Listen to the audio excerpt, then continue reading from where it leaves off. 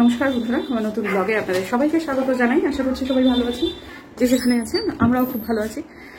আজকে আমাদের শিবে সংক্রান্তি তাড়াহুড়ো এরকম একটা অবস্থা, কারণ আজকে আমাদের আধার কার্ড অফিসে একটা নির্দিষ্ট সময় পৌঁছতে হবে, সেই রকম টাইম স্লট পাওয়া গেছে আজকে।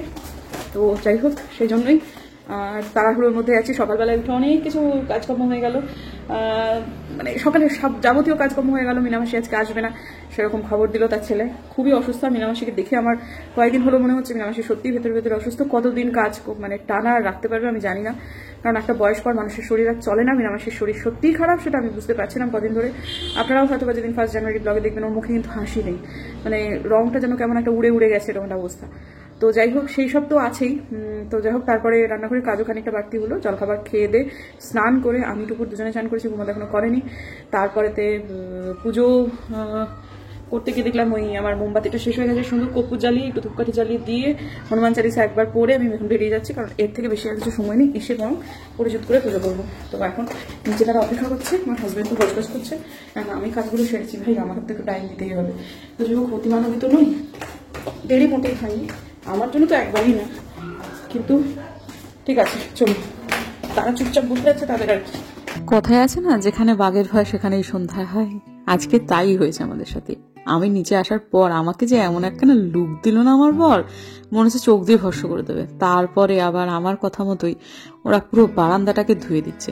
আমি বলে দিয়েছি বারান্দাটাও যতই স্লাইডিং উইন্ডো থাকুক, নোংরা হয়েছে সেটাকে ধুতে হবে, সপ্তাহে একদিন করে ধুতে হবেই। তো আজকে সেই সাপ্তাহিক ধোয়াটা, এখনো গেটটা ধোয়া হয়নি, কিন্তু কাজটা শুরু হয়েছিল, তাতে ওই কলকল করে জল যাচ্ছিল। তো বোম্বাদা খুব বিরক্ত হচ্ছিল। হ্যাঁ, আমার আজকে তাড়াহুড়ো, তোমরা আজকের দিনে এইসবগুলো করবে। আজকে আর লোকটাকে কে পায়? আজকে আর সে পেছনেও ফিরবে না, কোনো দিকেই তাকাবে না, সে লম্বা লম্বা পা ফেলে চলে যাচ্ছে। আর আজকের দিনেই এখানে কোনো টোটো ফোটো কিছুই পাওয়া গেল না। একেবারে সেই আয়ুর্বেদ ভবন মোড় থেকে পেয়ে তারপর পৌঁছে গেলাম নির্দিষ্ট জায়গায়। তো আজকে একটা জিনিস আপনাদের দেখাবো। সাধারণত এরকম জিনিস চোখে পড়লেও আমি দেখাতে চাই না, কিন্তু এই যে দেখুন, একটা বাচ্চা, এর মা বাবা সব লাইনে দাঁড়িয়েছে, দুটো বাচ্চা দেখছে কি দেখুন, যে সমস্ত কন্টেন্ট কনজিউম করছে। আমি তো দেখলাম, মানে এই বাচ্চাটা ক্লাস 1-এও পড়ে না, কিন্তু বাবা মা যে ফোনটা হাতে ধরিয়ে দেয়, তারপর যে বাচ্চা কি দেখছে সেটার আর কোনো হুঁশ নেই। আর তারপরে অ্যাক্ট করছে সিগারেট খাওয়ার মতো, একটা কুরকুরে না কি একটা নিয়েছে। আমি আপনাদের যখন দেখালাম তখন সে কামড়াচ্ছে, কিন্তু তার আগে পর্যন্ত বেশ অনেকক্ষণ ধরে ওই একখানা নিয়ে, তারপরে তার বাড়ির লোকজন চোখের সামনে বাচ্চাটার সামনে ওভাবে খায়, তাই জন্য বাচ্চাটা অ্যাক্ট করছে। বাচ্চাটার কি দোষ? খারাপই লাগে মাঝে মাঝে, জানেন তো। বেশ কিছু অসচেতন বাবা মায়ের জন্য না ছেলেমেয়েগুলো খারাপ হয়ে যায়। এই বাচ্চাটার বাবা মাকে মানে ইমিডিয়েটলি সতর্ক হতে হবে যে বাচ্চা কি কনজিউম করছে, কারণ ও যে শর্টস গুলো দেখছিল সেগুলো আমি দেখলাম, তো আর বলছি না, আপনারা অনুমান করে নিন। যাই হোক, ঠিক আছে আপাতত। তারপর কাজকর্ম খুব একটা দেরি হয়নি, খুবই সিস্টেমেটিক এখানে। তারপর মোটামুটি ওই 1:30টার মধ্যে আমাদের সবটুকু হয়ে আমরা বাড়ি পৌঁছে গিয়েছি। তো টোটো নিয়ে নেওয়া হয়েছিল, তারপরেতে টোটো পর্যন্ত এলাম, হচ্ছে ওই টোটো আমাদের বাড়ি অবধি যাবে না। তো তারপর টুপুরের একটু শরীরটা খারাপ করছিল, তো সেই জন্য আমরা ওই হাতিমোড় পর্যন্ত টোটো নিয়ে এসে তারপর রিক্সা নিয়ে বাড়ি এলাম। তো বাড়িতে ঢোকার পরই বেশ মনটা ভালো হয়ে গেল। দেখুন দেখি, ঢুকেই দেখছি, ওই সকালে তাড়াহুড়োতে দেখতে পারিনি, এখানেই দেখছি এখন প্রথমবার আমার হাজবেন্ডের লেখা বেরিয়েছে উত্তরবঙ্গ সংবাদে। তো প্রতি রবিবার দিনই বেরোয়, কিন্তু আজকে আপনাদেরকে দেখালাম আর কি। আর আমারও মানে সকাল থেকে উঠে মনে হচ্ছে, বেশ কয়েকবার মনে হয়েছে যে একটু ধূপটা জ্বালাই, কিন্তু এত তাড়াহুড়ো কি বলবো।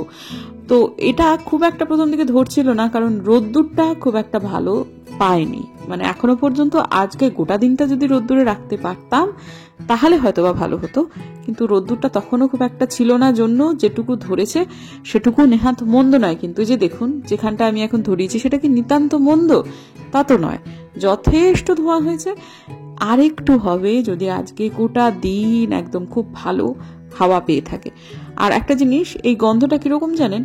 বাড়িতে যখন কোনো হোমযজ্ঞ হয় না, ওই হোমযজ্ঞের সময় যে একটা গন্ধ পাওয়া যায়, গন্ধটা একদম হুবহু সেটা, এবং বেশ স্ট্রং গন্ধ এটা। যেটা বুঝতে পারছি, বিভিন্ন জিনিসপত্রের সাথে হোমের ওই ঘি, কর্পূর এবং ফুল, আমরা তো হোমেতে ফুল টুল দিয়ে থাকি না ছড়িয়ে ছড়িয়ে, সেটার মিশিয়ে যে গন্ধটা হয় সেটাই বোধহয় এই গন্ধ।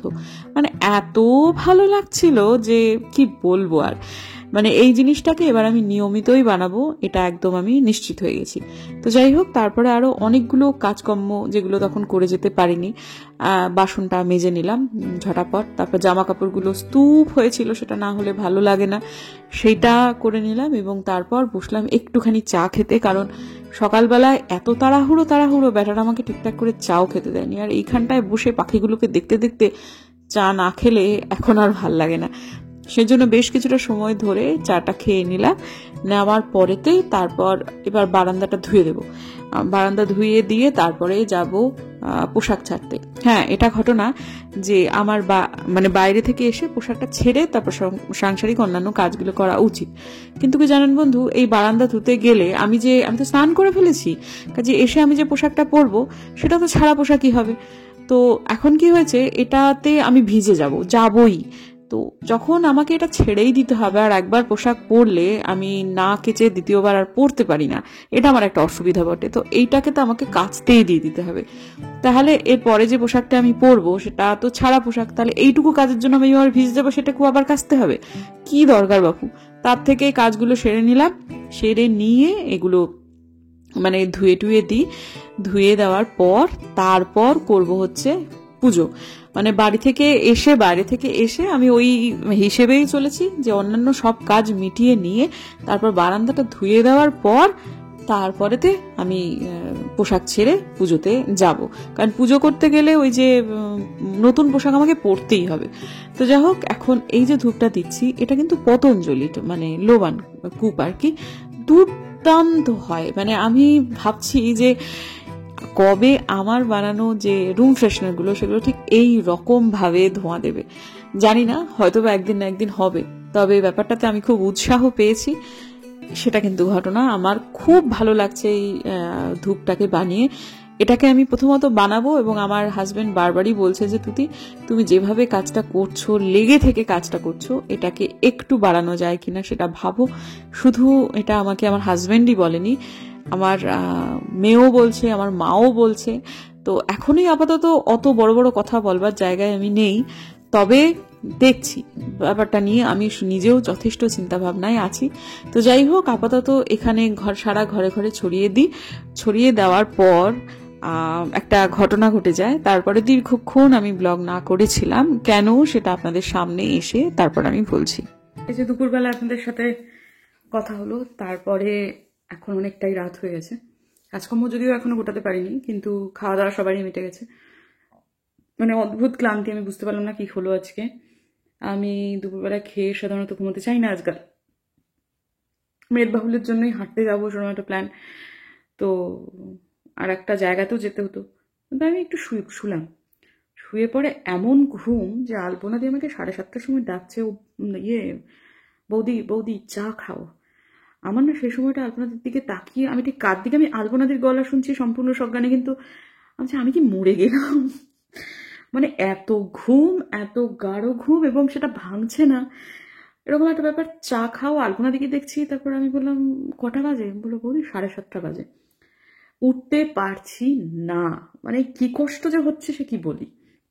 যাও, কোনো রকমে উঠে আমার মাথায় হলো যে দাদা খাবে না, দাদার ডিনার দাওনি? বলো দাদা বললো যে বৌদিকে ডাকো, বলো ভাতটা বাড়তে। তারপর কোনো রকমে উঠলাম, মানে আমার শরীরটা এরকম মানে ঝড়ের সময় যেমন লম্বা লম্বা গাছগুলো দোলে, আমার সেই অবস্থাই চলছে। তো যাই হোক, তারপর কোনো রকমে উঠলাম, উঠে তাকে একটু খেতে টেতে দিলাম, মেয়েকেও একটু খেতে দিয়ে দিলাম। তারপর আলপনা দিয়ে সামান্য কিছু কাজ করে দিল। আজকে তো উপরে রান্নাবান্না হয়নি, যার ফলেতে যেটুকু ছিল সেটুকু করে দেওয়ার পরে তারপর আলপনা দিয়ে নিচে নেমে গেল। তো তারপর সমস্ত খাওয়া দাওয়ার পরে বাসন কুসন সব ওখানে ওরকমই পড়ে রয়েছে। তো আমি তারপর থেকে শরীরটা কেন জানি না আজকে একটু দুর্বল লাগছে। আমার আজকে অনেকগুলো কাজ করবার ছিল, কিন্তু আমি কিচ্ছু করতে পারলাম না। বুঝতে পারছি না যে এত দুর্বলতা কোথা থেকে আসছে আর কি। মানে সব যেন কে যেন সব আমার এনার্জি টেনে নিয়ে নিচ্ছে। তো যাই হোক, তো ঠিক আছে, এখনো যে খুব একটা ভালো বোধ করছি এমনটা নয়, তবে হ্যাঁ সেই ক্লান্তিটা চলে গেছে। একটা শর্ট ভিডিও করলাম, সেটা ভয়েস টয়েস দিয়ে সব রেডি করলাম। করবার পর এখন ভাবছি যে কাজকর্ম, রান্নাঘরটুকু, তাছাড়াও আমার আর যেটুকু করণীয় সেটুকু করেই ফেলি। আর শুনছি যে কালকে থেকে খুব ঠান্ডা পড়বে, আশায় আছি। এখনো অবধি খুব একটা ঠান্ডা আমার লাগছে না। জলের কাজ করব তো তাই খুব একটা পালোয়ানি করলাম না, একটা সোয়েটার চাপিয়ে নিলাম, যদিও এটা খুবই পাতলা। তো যাই হোক, ঠিক আছে, আপাতত ঝড়াঝড় কাজটা করে নিই। আলপনাদি যেটুকু করে দিয়ে গেছিল তারপরের কাজই বেশি। আমার যেন আজকে মনে হচ্ছিল যে আজকে রান্না বান্না নেই, কিন্তু রাত্রের বাসন অন্য দিনের তুলনায় অনেকটা বেশি। আসলে কি হয়েছে, শরীরটা ঠিক নেই, কাজ কিছুতেই টেনে গোটাতে পারছিলাম না, মানে এগোতে পারছিলাম না, ভালো লাগছিল না করতে। অন্যদিন এই কাজগুলো করতে অসুবিধা আমার হয় না, এখন কিন্তু মোটামুটি রাত্রি প্রায় 9:45 বেজে গেছে। অন্য দিনের তুলনায় অনেকটাই দেরি হলো ঠিকই, কিন্তু জলটাও যে তেমন অর্থে খুব একটা ঠান্ডা লাগছে তাও নয়, কিন্তু কাজটা আমি একদম গোটাতে পারছিলাম না, হাত চলছিল না। আমি তো অনেক গুণ বেশি ফাস্ট করে দেখাই, যার ফলে হয়তো বা আপনারা অতটা বুঝতে পারছিলেন না। তো যাই হোক, ঠিক আছে, চলছিল না করতে করতেও চালিয়ে নিলাম, হয়ে গেল, রান্নাঘর গুটিয়েও ফেললাম। তো মোটামুটি গুটিয়ে ফেললাম, শরীর চলছিল না, একদমই কাজ করতে পারছিলাম না। তার উপর আবার একটা হয়েছে, আমাদের অ্যাকোয়াগার্ডটার অসুখ করেছে, সেটা জলই উঠছে না, মানে 2 ঘন্টা 2.5 ঘন্টা করে করে লাগছে ট্যাঙ্কি ফুল হতে। এটা হওয়ার মোটেই কথা নয়। আবার এই ডাক্তারকে ডাকতে হবে কাল পরশু। আবার আমার শ্বশুরমশাই কালকে যেতে চেয়েছেন শাহুরানি, দেখি কখন যাবেন। বলেছেন আমি একা তো যেতে পারবো না, তোর সাথেই যাবো। আমিও যেতে চাই।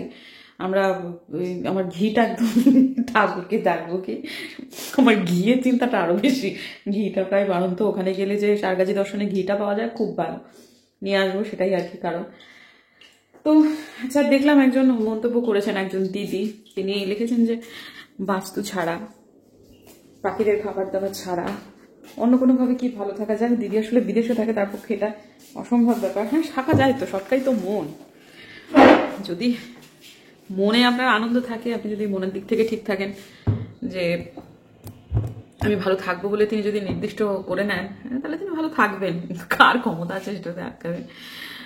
আর দেখলাম যে হ্যাঁ, বাস্তুশাস্ত্র মানে প্রত্যেকটা বাড়িতেই কিছু বাস্তুদোষ থাকে, সেটা আপনি বিদেশেও নিজের মতো করে কিছু সামান্য আসবাবের, আমি দেখে শুনে এরকম লোককেই কিন্তু, মানে আমি রিভিউ দেখে নিজে যে আমার বাড়ি ঘর তো ভাঙচুর করো, এগুলো সে বলবে না, সব তো সম্ভব নয়। উনি কিছু আমাকে চেঞ্জ করতে বলেছেন, আমাদের যেহেতু একটা স্টোর রুম তৈরি হবে, সেই জন্য এখন কাজ যখন হবে এবং সেটা হতে যখন টাইম আছে, তখন তার সাথে একটু কথা বলে নেওয়াটা আমার মনে হয়েছিল ঠিকঠাক হবে আর কি। আমি একটা ইউটিলিটি ব্যালকনির মানে কথা বলেছি আমার হাজব্যান্ডকে, সেটাও কোথায় হবে কি বৃত্তান্ত, তো সেসব নিয়ে সব মিলিয়ে মিশিয়ে কথা হয়েছিল এবং উনি আমাদের বাড়িতে বলে গেছেন যে মোটামুটি সবই ঠিক আছে, আপনি কিছু আসবাব পরিবর্তন করা বা সেগুলো কিছু ব্যক্তিগতভাবে যোগাযোগ করলে আমি আপনাকে বলে দেবো, সেটা আপনি ওখানে বসেও করতে পারেন। আর যদি কিছু নাও করেন তাহলেও ঠিক থাকবেন। কতজনই তো বাস্তু নিয়ে কিছুই মানে অতটা মাথা ঘামায় না, তারা হয়তো জীবনে ভালো আছে। এই আর কি। আর সবটাই আবারও বলছি, মনটা ঠিকঠাক থাকলেই সবই ঠিক আছে আর কি। আর একটা কমেন্ট দেখলাম, একজন লিখেছেন যে পাখিদেরকে খেতে দেওয়াটা আমাদের কর্তব্য, এটাকে অন্য কিছু এর সাথে জুড়ে দিও না। এটা একদম ঠিক কথা, কিন্তু মানে এটা সত্যিই তাই। কিন্তু কি হয়েছে, আধ্যাত্মিকতা জুড়ে দিলে মানুষ যতজন, মানে 2 জন করতেন কর্তব্য মনে করে, কিন্তু আধ্যাত্মিকতা জুড়ে দিলে সেটা 20 জন করবেন। কোনো কিছুর সাথে আধ্যাত্মিকতা জুড়ে দিলেই মানুষ সেটাকে পালন করেন, অত ডাইনে বায়ে চিন্তা না করেই করেন। কিন্তু বাস্তব কথা হচ্ছে সত্যি এটা আমাদের কর্তব্য, কিন্তু যে কোনো উপায়ে হোক, মানুষ যদি 2 জনের জায়গায় 20 জন খেতে দেন, তাতে সেটা তো পরিবেশের জন্যই লাভজনক। সেই জন্যই এটার সাথে বহুজনই, এটা কেন মানে আরো অনেক কিছুর সাথেই মানুষ আধ্যাত্মিকতা জুড়ে দেয়। একটা গাছের নিচে একটা দেবতার ঠাঁই বানিয়ে দেয়, এই কারণে যে ওই গাছের নিচে দেবতা আছেন, ওই গাছটা তাহলে কেটো না। যে কোনো উপায় হোক, পরিবেশকে রক্ষা করার জন্য যদি ঈশ্বরকে ব্যবহার করা হয়, তাহলে সেই ব্যবহারটাকে ভালো বলেই মনে করি। আর অরুণিশাদি বলেছেন যে হাজবেন্ডের আমার রাত্রিবেলায় খিদে পায় না। আসলে ও তো পাহাড়ের কলেজে পড়ায়, ওর সাধারণত যেটা হয়, ওর ডিনারটা আর্লি করে নিলে ও তাড়াতাড়ি শুয়ে পড়ে, যার ফলে ওই দিকে রাত্রির বেলার খিদের অনুভূতিটা ওর খুব একটা হয় না, প্রথমত। আর দ্বিতীয়ত সবই তো আমাদের অভ্যাস। আর ওকে যতজন মানে ডাক্তারবাবু দেখেছেন, তারা প্রত্যেকেই ওকে বলেছেন যে আর্লি ডিনার করতে হবে। আর এটা ঘটনা, যখন আমি কোভিডের পরে দেখা গেছিল যে আমার সুগারটা খুব হাই, আমি কিন্তু সকাল সকাল ডিনার করে আরও কিছু নিয়মকানুন পালন করেই কিন্তু ব্যাপারটাকে আবার নিয়ন্ত্রণে এনেছিলাম। কাজেই যত দ্রুত সম্ভব বা তাড়াতাড়ি সম্ভব ডিনার করে নিলে শরীরের জন্য অনেকটাই উপকারী। কিন্তু যাদের পক্ষে সম্ভব নয়, তারা কাজকর্ম সেরে বাড়িই ফিরছেন 10:30টার সময়, তারা কি করে সেটা করবেন, সেটা একটা ব্যাপার, অন্যভাবে ব্যালেন্স করতে হবে। তো এই আর কি, আশা করছি আপনাদেরকে উত্তরগুলো দিয়ে দিতে পেরেছি। যতজনের যা যা প্রশ্ন ছিল এই মুহূর্তে আমার মাথায় আসছে। শ্যামসুন্দরীকে নিয়ে যে গানটা হয়েছিল, শ্যামাসুন্দরী, এত সুন্দর লাগতো না শুনতে, এখন এই পুরো ব্যাপারটাতে সত্যি খারাপই লাগছে। তবে একটা সুন্দর গান তৈরি হলো, সেটা শিলিগুড়িরই একজন মানুষ তৈরি করলেন, অম্লান। এই তো এখানে বাড়ি, মানে এখন কলকাতায় থাকে, অ্যাকচুয়ালি ও শিলিগুড়িরই ছেলে। তো ঠিক আছে, কিন্তু ব্যাপারটা খুবই দুঃখজনক। মা তো আছেন বটে, তাই না? যেখানে মাকে প্রাণ প্রতিষ্ঠা করা মা আছেন, সেটা মা অবশ্যই সেখানে আছেন, কিন্তু মাঝখানে এতগুলো ঘটনা হয়ে গিয়ে আসল ভক্তিটাই কেমন যেন ছাড়া বেড়া হয়ে গেল আর কি। যা হয়েছে সেটা মায়ের ইচ্ছাতেই হয়েছে। ওরকম একটা ছোট্ট জায়গাতে তিনি থাকবেন না, সেটাই হয়তো তার মনস্থির ছিল। সেই জন্য একটুখানি ব্যাপারগুলো হয়তো তৈরি হলো, হয়তো তার একটা বড় জায়গায় তিনি যাবেন। কিন্তু মাটি আছেন কোথায়? আমাদের ওই ছোট্ট মিষ্টি একটা মা কালী, কি মিষ্টি দেখতে না সত্যি, তিনি আছেন কোথায়? এটাই এখন ব্যাপার। তাকে সেবায়েতেরা কিছুতেই দেবে না, আর সরকার তাকে নেবে। এখন জানি না এই দোলাচলে মায়ের যারা সত্যিই ভক্ত, তারা সত্যি দুঃখ পাচ্ছে। তবে এটা ঘটনাই, সেখানে কিন্তু মা অবশ্যই ছিলেন, কারণ যেখানে প্রতিষ্ঠা করা মা আছে, সে নামই হোক অনামই হোক, সেখানে মা থাকেনই থাকেন। আর এটা তো তাদের মানে যারা আবাসিক যারা রয়েছেন, দুর্নীতির কথা যদি আমি ছেড়েও দিই, সে সব জায়গাতেই দুর্নীতি হয়। মানে ধর্ম নিয়ে ব্যবসায় যে দক্ষিণ ভারতের মন্দিরগুলো, সেগুলো কি আর বলি। কিন্তু এটাও তার ব্যতিক্রম হবে না, একটা পর্যায়ে গিয়ে তো সেটা হবেই। মায়ের নামে দুটি মানুষ করে খাবে, এটা তো খুব স্বাভাবিক। কিন্তু বাড়াবাড়ি পর্যায়ে দক্ষিণ ভারতের মন্দিরগুলো যেরকম ভাবে আছে আর কি, যে হ্যাঁ তারা করে খাচ্ছে কিন্তু পরিসরটাও ভালো, তাতে ওই একটা ছোট্ট জায়গার মধ্যে ভিড়ে ভিড়াক্কার অবস্থা, তাদের না আছে ওয়াশরুম, না তেমন লোককে ঠাঁই দেওয়ার জায়গা। মা যেরকম ভাবে প্রচার বাড়ছিল, তাতে করে মায়ের ওই জায়গাটাতে আর থাকা চলে না সব দিক থেকেই। যে যারা আশপাশে আছে তাদের অসুবিধা হচ্ছে, এটা তো ঠিকই। যে একটা শুনলাম একজন বলছে যে একটা ছেলে মারা গেছে, ডেড বডিটা রাখতে দেওয়ার জায়গা নেই, কেউ একটা ডুববে অ্যাম্বুলেন্স ঢোকার জায়গা নেই। তো এইগুলো ওই একটা ছোট্ট পরিসরে ঘিঞ্জি জায়গার মধ্যে এরকম একটা মন্দিরের প্রচার হয়ে গেছে, ঠিক আছে। কিন্তু এরপরে আমার মনে হয় মায়ের একটা বড় কোনো ঠাঁই দরকার। সরকারের কাছে যদি সারেন্ডার না করে, ওরকমভাবে সেবায়েতেরা যদি জেদ ধরে বসে থাকে, তাহলে ব্যাপারটা কখনোই সমাধান হবে না। কারণ সরকারের কাছে দিলে সরকার একটা জায়গা দেখবে এবং মায়ের একটা মন্দির করবে, তাতে যেটা হবে সুবিধেই হবে, ক্ষতি কিছু হবে না। কিন্তু এখন দেখা যাক মাঝখানের এই টানাপোড়েনটা কতদিন চলে। তবে মাটা বড় মিষ্টি, এটা ঠিক। মানে আমার যে কোনো মায়ের ইয়েতে গিয়ে প্রণাম করার আগে ইচ্ছা করে একটু মানে জড়িয়ে ধরি। আমার সত্যি সত্যি এই মাটাকে দেখে মনে হতো গালে গিয়ে হামি খাই। 5 বছর আমার টুকুর যা ছিল, এই মাটাকে তো তাই, ছোট্ট খাট্ট একটা কি মিষ্টি একটা মা, কি সুন্দর করে সাজিয়ে রাখতো। হ্যাঁ, সেবায়েতেরা খুব যত্নে রাখতেন, এটা ঠিকই, কিন্তু এখন যা অবস্থা, তাতে করে এই জেদটা আর চলবে না। দেখা যাক কতদিনে কি হয়। আচ্ছা বন্ধুরা, দেখা হচ্ছে কালকে একটা নতুন ব্লগে। আজকের দিনের জন্য আমার সব কাজ গুটিয়ে ফেলেছি, পোশাক ছেড়ে এখন শুতে যাওয়া ছাড়া আর কোনো কাজ নেই আমার। তো ঠিক আছে, এখন অ্যাকোয়াগার্ডটা কতক্ষণে বন্ধ হবে তার নেই, ঠিক বন্ধ করে দেবো, কারণ আর উপায় নেই, আর রাগ করা যাবে না। দেখা হচ্ছে কালকে একটা নতুন ব্লগে। যদি আমার ভিডিও ভালো লাগে তাহলে প্লিজ সাবস্ক্রাইব করবেন, পাশে নোটিফিকেশন বেলটাকে অন করবেন, তাতে ভিডিও দিলেই নোটিফিকেশন চলে যাবে আপনার কাছে। দেখা হচ্ছে আগামীকাল, ততক্ষণের জন্য টাটা। ডাক্তার ডাকতে হবে অ্যাকোয়াগার্ডের।